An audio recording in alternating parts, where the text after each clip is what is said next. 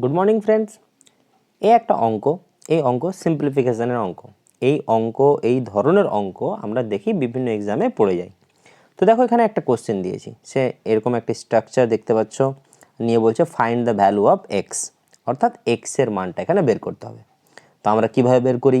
প্রথমে তো এটা করব 1+1/2 কিছু একটা হবে, নিয়ে এখানে আবার 1 করব, নিয়ে আবার এটার সঙ্গে যোগ করব, নিয়ে আবার ওইটা মান আবার এটার সঙ্গে হবে, তারপরে এটা আবার এটার সঙ্গে হবে, নিয়ে এটা হবে।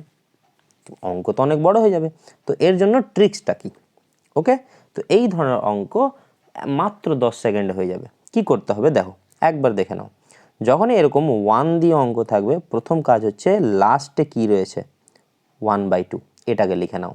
তাহলে আমি কি করতে হবে আমাদের কি করতে হবে? আচ্ছা, আর একটা জিনিস, এখানে 1/2 এই দুটো জিনিস দেখতে হবে। দেখো প্রথমে কি দেখতে হবে আমাদেরকে, এখানে 1/2 আছে। দ্বিতীয় কাজ দেখতে হবে এইভাবে কয়টা 1 আছে।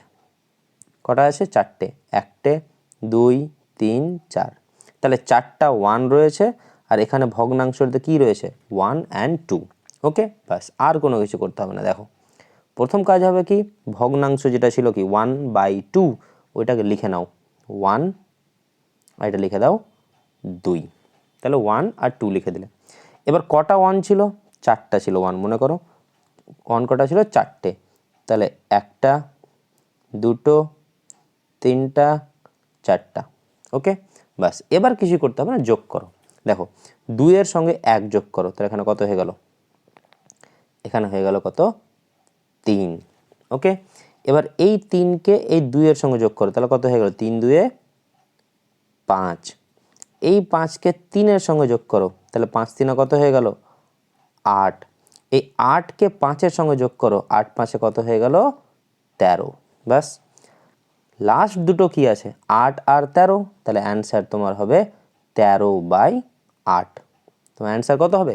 13/8। ওকে, তাহলে এই দেখো এই অঙ্কটা তোমরা যদি এখন করো, তো দেখতে পাবে অ্যান্সার কত আসবে? 13/8। তাহলে এই হচ্ছে সিম্পলিফিকেশনের অঙ্ক। এবার তোমাদের হোমওয়ার্কটা দিচ্ছি, সিম্পল কথা। ধরে নাও এখানে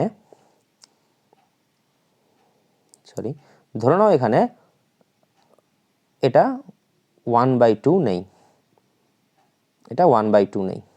একই অঙ্ক, এখানে 1/2 নেই,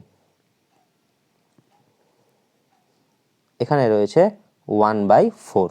তাহলে 1/4 দিয়ে অ্যান্সার কত হবে সেটা হোমওয়ার্ক তোমাদের থাকছে। তাহলে x = কত হবে? 1/4 এর রেসপেক্টে এটা তোমাদেরকে করো, এখনই করো, করে কমেন্টে জানাও কত হবে অ্যান্সার।